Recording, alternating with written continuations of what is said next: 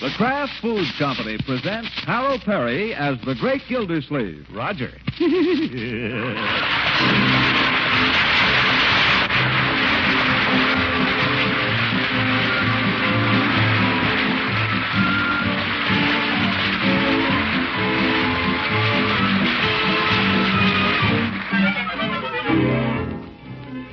The Great Gildersleeve is brought to you by the Kraft Foods Company, makers of Parquet margarine.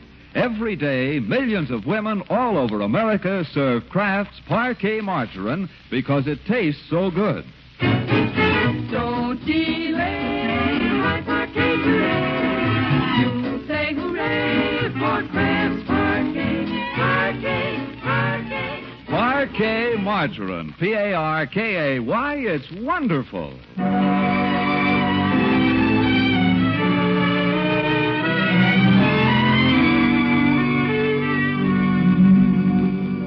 Now let's see what Gildersleeve is up to.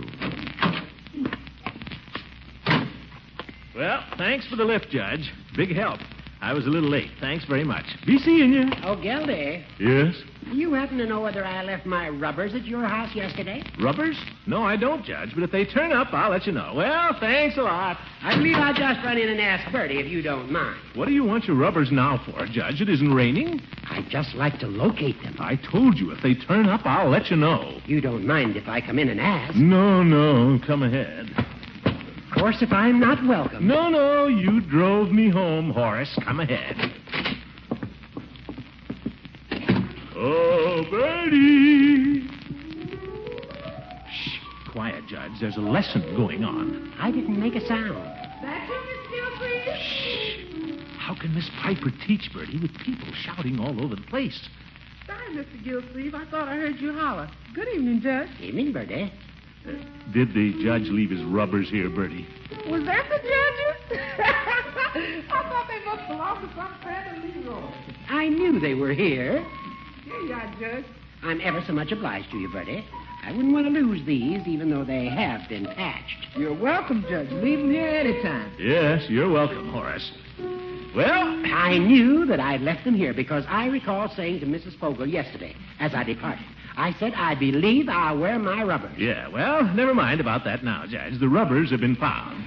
Well, I was just telling you what I said to Mrs. Fogle. I know. Okay, Miss Piper, so long. Oh, and Leroy, you better work on the sonatina a little. That was really... Okay. Hi, Unc. Hi, Judge. Leroy, when Miss Piper tells you something, you should listen. I did. What did she just tell you? Work on the sonatina. All right, see that you do. I will.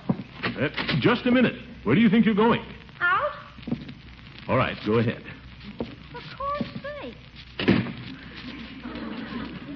Well, Judge, you've got your rubbers, so, well, lesson over for today. Oh, hello.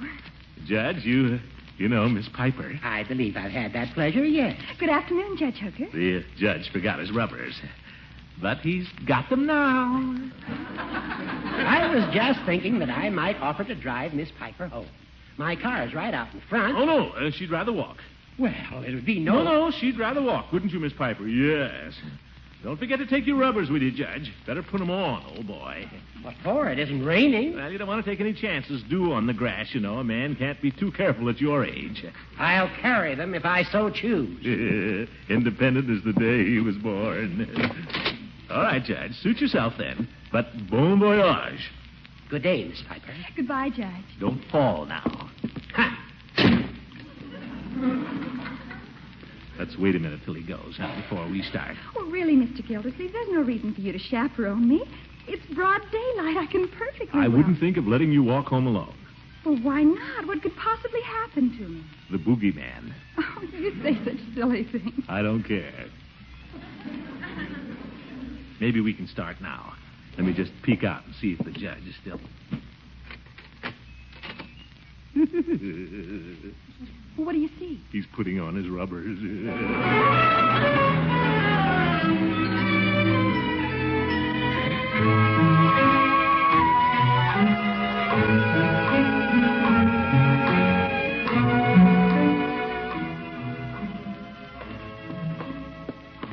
But why are we going this way? This isn't the way to my house. It's one way.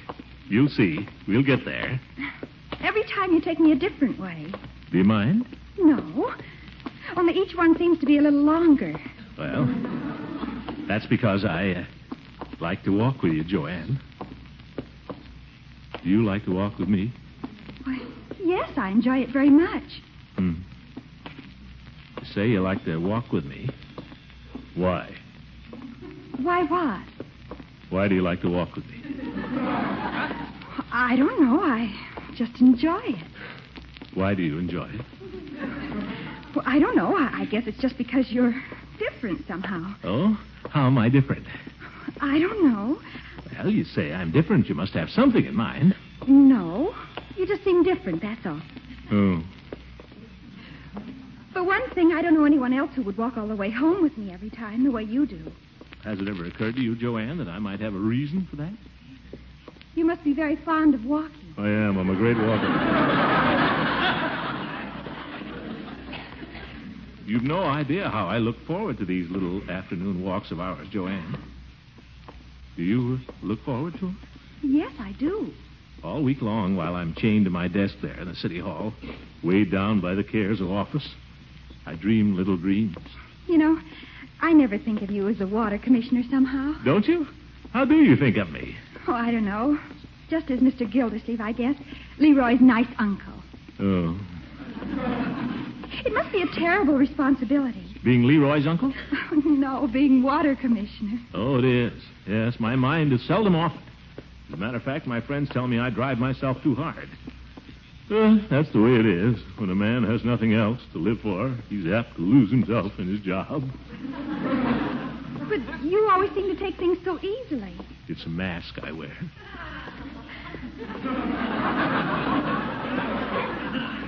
I don't know anyone else who'd take time off just to go for walks this way. Time off? That's the way it appears to you, I suppose. Actually, I'm never away from the job. Why, under these very streets, as we stroll along, under these very streets are water mains. 6-inch, I believe. And from the mains, pipelines branch off to all the houses. A giant network.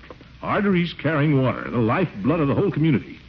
All my responsibility. I never thought of that. And down there at the reservoir, there's the pump, like a great heart beating away. The heart of this whole town. That pump has to be kept going. Charlie Anderson's in charge of that. And I'm in charge of Charlie Anderson. Really, I don't see how you can sleep nights. I can't. But it isn't the waterworks that keeps me awake.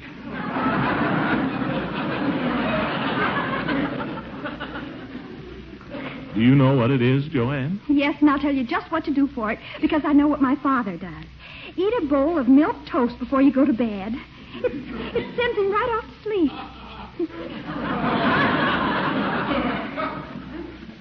Did I say something? Come on, Joanne.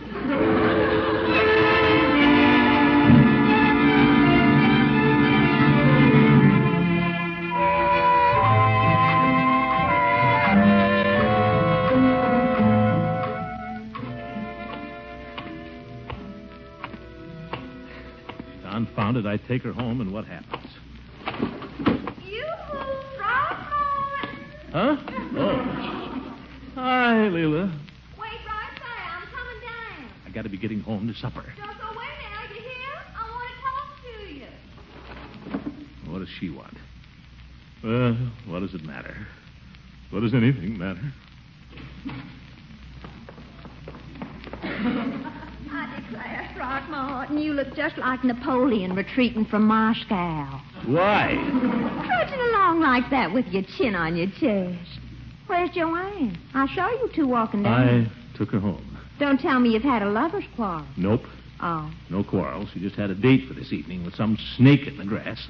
Who was it? Was it that handsome young Mr. Albright? I didn't give her the satisfaction of asking her. Now, I won't hear a word against Joanne Throckmorton because I think she's just too sweet. Of course, I don't know that I think she's quite the girl for you, but I think she's sweet. Well, she's sweet, but she's just like all the rest.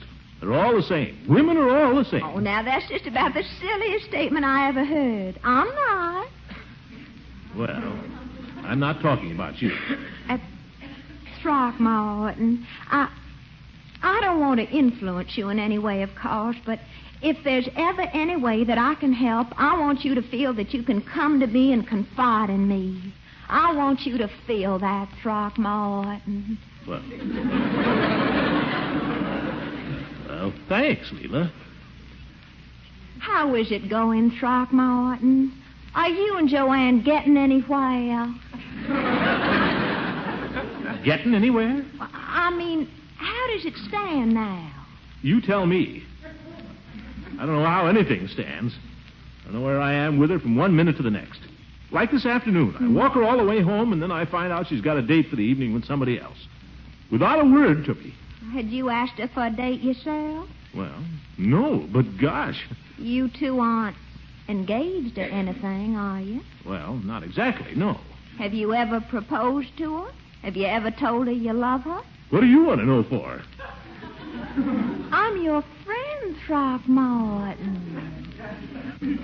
Well, no, I guess I haven't, come to think of it. Oh, gracious, how can you expect the poor girl to... Men are so ridiculous. Well, where's all this intuition you hear so much about? Women are supposed to be able to read your mind. That's the trouble with you men. You think we have nothing better to read. She may be reading somebody else's mind. Mr. Albright's, for instance. Darn him. Why doesn't he stick to his banking? I'll tell you what I'd do, Throckmorton. Of course, maybe you don't want any advice from me. Oh, I do, Leila. You're a woman. Well, women can be sensible, you know. And I believe Joanne, at heart, is a sensible girl. I really do. Oh, she is. Well, I'd go to her and I'd just put my cards on the table. You would? I think it's the only way. I'd say to her, Joanne, I'm offering you the love of an older man. I'm 44, and I... 43. 43, going on 44. You must be quite frank with her, Throckmorton. She'll respect you for it. Well... I'd say to her, I'm 44, and I have a nephew aged 12 and a niece who's almost as old as you are. But all that I have is yours. You think she might... I think it might settle the whole thing.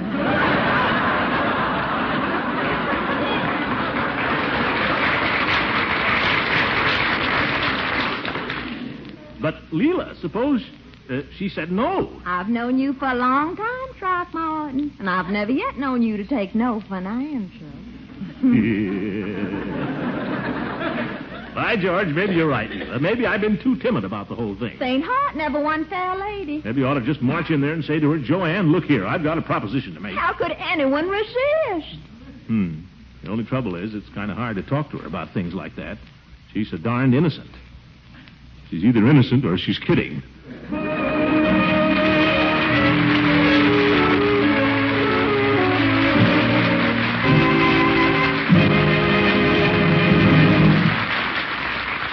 We'll hear from the great man again very soon. Right now, a lady is having the usual difficulties with the proprietor of the grocery store, Silent Sam Loudly. It's a fact, lady. Mr. Beaconfold always slept on the kitchen stove. On cold winter nights, his mother had to get out of bed every half hour and baste him.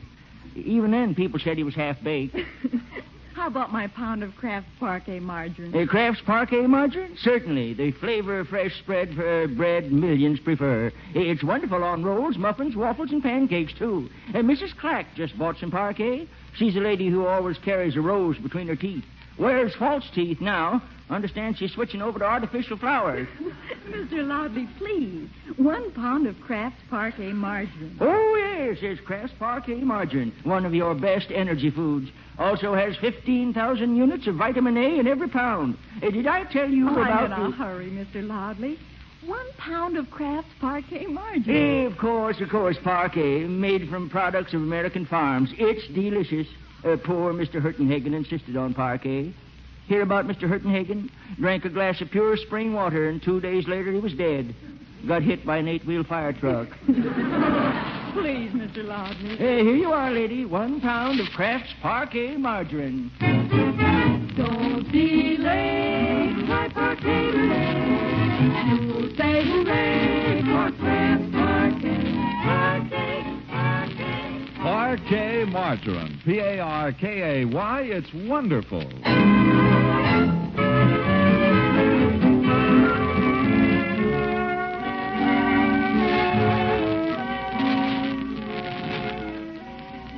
Now let's get back to the great Gildersleeve.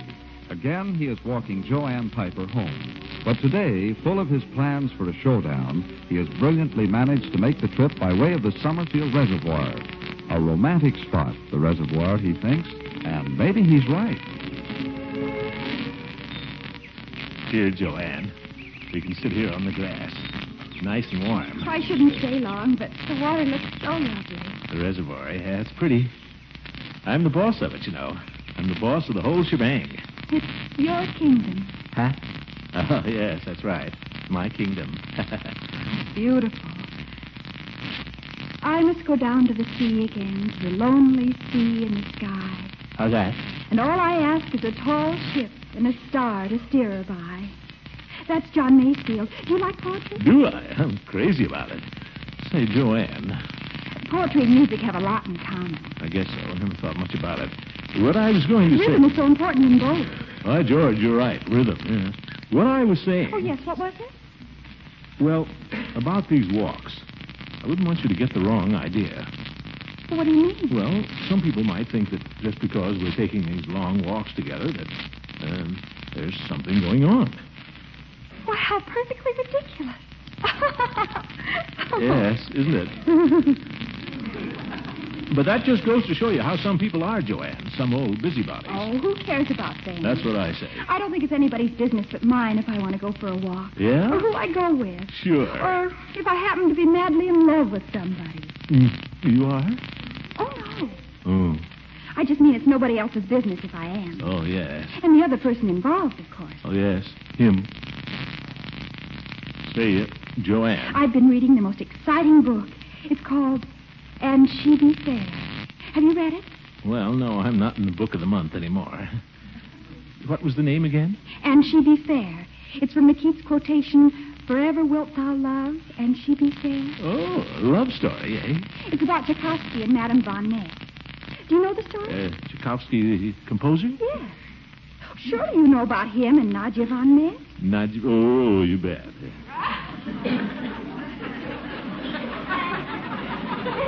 Well, this new book gives a wonderful account of it. To me, it's one of the loveliest relationships I ever read about. Oh, me too. Between a man and a woman, I mean. Why can't all lives be as beautiful as that? Joanne. What? Nothing.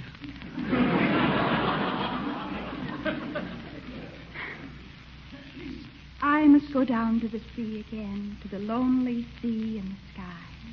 Joanne, I know I'm no Tchaikovsky, but couldn't I... Well, it wouldn't be the same, of course, but... You mean us? Yes. Couldn't we have a sort of understanding? You mean like Tchaikovsky and... Well, I don't play the piano, of course, but you do.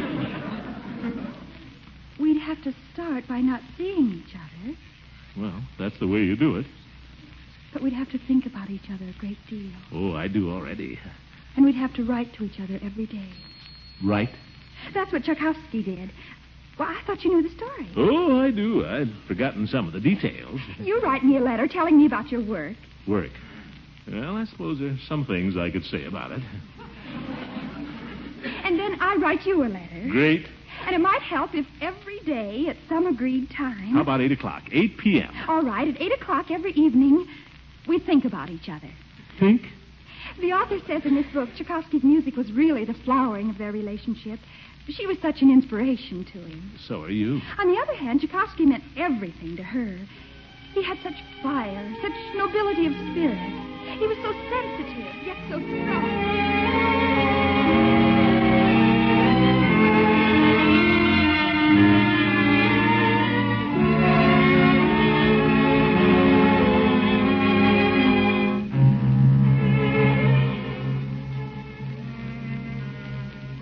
Is Unc doing? How would I know? He's just sitting there thinking. Stop spying on him. I wasn't spying. I was just looking. Maybe he's worried about something. Yeah. If people are worried, they like to be alone sometimes. But on the other hand, why would he want to worry for exactly 5 minutes? At exactly 8 o'clock? Search me. He's goofy. At first, I thought he wanted to listen to the radio. Truman or somebody. But why should he kick us out of the parlor just for that? He does sometimes. Can't hear any radio.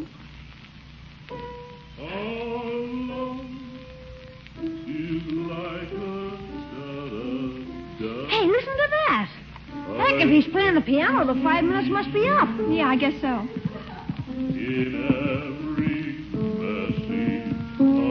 Hi, Unc. Can we come back now?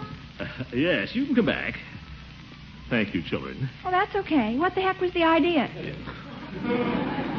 I wanted to be alone and think for a few minutes, that's all.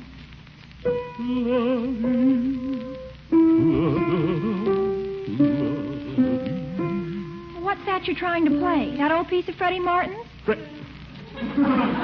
My dear, Tchaikovsky. Oh, yes.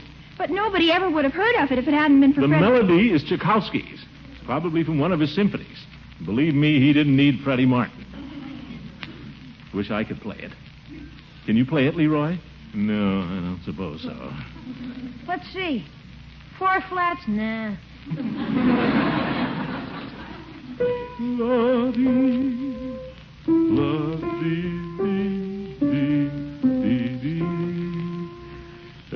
Tchaikovsky. What melodies. Unky, why this sudden craze for Tchaikovsky? It's not a sudden craze. I've always liked the man. You know the story of Tchaikovsky's life? Fascinating. Did you hear about his love affair with Madame, what's her name? No. Well, they made history. Romeo and Juliet were a couple of pikers alongside of them. Oh, really? What did they do? Well, I don't know exactly, but it was a tremendous love affair, I can tell you that. Musician, you know. I wonder if they've got that book down at the library. What book? It's about Tchaikovsky and this Madame, what's her name? By George, I might just run down there. You're certainly overboard for Tchaikovsky. You made me stop playing that Tchaikovsky record. Aye? What Tchaikovsky record? Have you still got it? Well, sure. Marjorie, could you find it and play it for me, would you? Poor Unky. He's really got it bad. What's that? I didn't say anything. Tchaikovsky. What is the record? Oh, here it is. The piano concerto. Oh, I wish I'd known. I'd have played it at 8 o'clock. Well, tomorrow.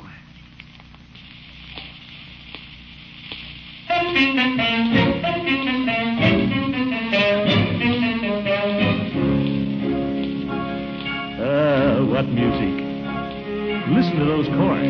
That's Freddie Martin. No. Tchaikovsky. Anybody that could write that, he must have been a bear with the women.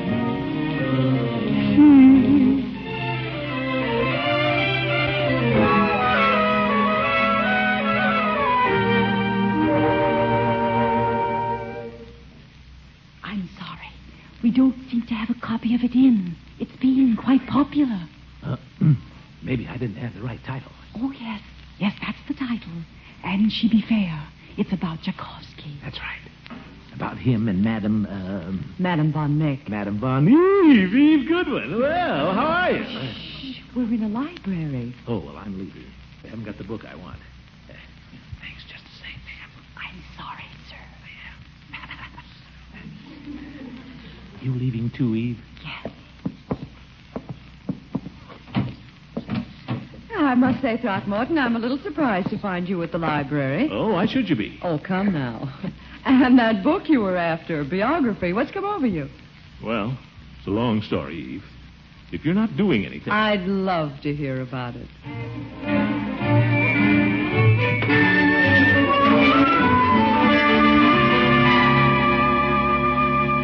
Well, anyway, that's how I got mixed up with that's how I got seeing this girl, and then this afternoon we had this idea. What? Well, I'm glad it's you I'm telling this to. You won't laugh at me. Why should I laugh at you? Well, most people probably wouldn't be able to appreciate it. You're not like some women, Eve. You haven't any axe to grind. Thank you. Well, anyway, this afternoon Joanne, was telling me about this terrific romance between Tchaikovsky and this Madame von Meck. Yes. And the way I've been feeling about Joanne, I haven't dared to say boo to her about, well, you know how it is when she's so young and everything. It isn't like talking to you, Eve. You certainly haven't changed, Throckmorton. I've lost 3 pounds, don't you notice? You have? Took them all off right here. And, well, anyway, I've been scared to say anything to her. And then suddenly we thought how it would be if she would be Madame von Meck and I would be Tchaikovsky. Cute idea? Very. And she said I should write her a couple of letters and kind of box around for a while, and then maybe it would develop into one of the great relationships, she said. One of the great relationships of history. Well, you know, I'm not terribly musical. I sing a little, of course. But... Eve, I thought you'd understand. Oh, I'm sorry. I didn't mean to laugh. Well, gosh, if you think it's so funny. Oh, it isn't funny. Throckmorton, why do you persist in getting mixed up with literary girls? They always get you in trouble. I don't know what you're talking about. Do you know the story of Tchaikovsky and Madame von Meck? Certainly. Tell it to me. Well, they had this terrific romance. I don't know every little thing about it. There's just one little thing about it I think you ought to know before you get too excited. What? Well, I think this little encyclopedia will have it, if it's got Tchaikovsky at all. Oh? Here, this ought to give it. Oh, no, I don't see what you're getting at, Eve. This girl is so sweet, so open, and above board. Well, of course. I just think maybe her ideas are a little young for you. Now, don't get excited. I don't mean that the way you think. Let's see. Oh, here. Tchaikovsky. Born, educated, composed 112. Here it is. For 20 years, he maintained a curiously absorbing relationship with Madame Nadia von Meck, exchanging letters with her.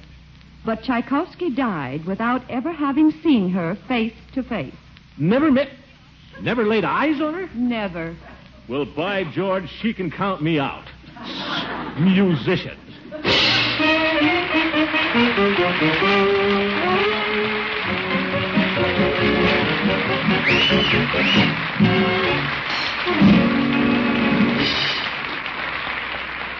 The great Gildersleeve will be back again very shortly.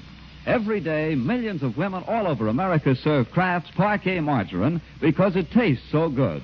Try it soon. Discover for yourself how good Parquet tastes when you spread it on bread, toast, and rolls. It's true. Every day, millions of women all over America serve Kraft's Parquet margarine because it tastes so good. Look first for the margarine of Kraft quality. Parquet margarine made by Kraft. Don't delay, buy Parquet today. You'll say hooray for Kraft Parquet, Parquet, Parquet. Parquet margarine. Parkay. It's wonderful.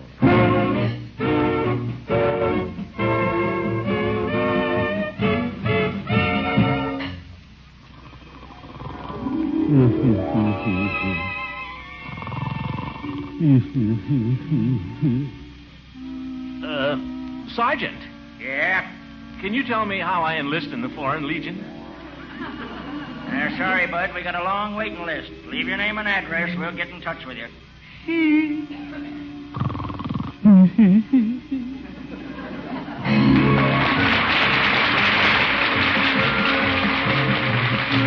The Great Gildersleeve is played by Harold Perry. It is written by John Gruden and Sam Moore. The music is by Jack Nicholson. Included in the cast are Walter Tetley, Louise Erickson, Lillian Randolph, Shirley Mitchell, and Earl Ross. This is John Lang saying goodnight to the Kraft Foods Company, makers of the famous line of Kraft quality food products. Good night, folks. Listen in again next Wednesday for the further adventures of the Great Gildersleeve. Good night again.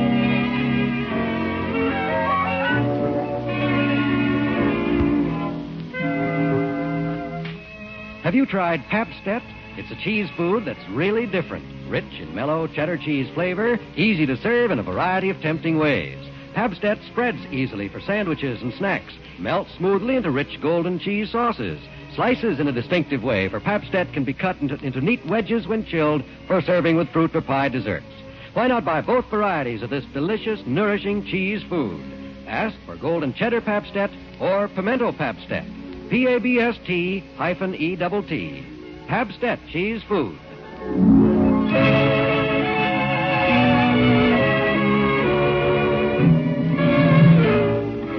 This is NBC, the national broadcasting company.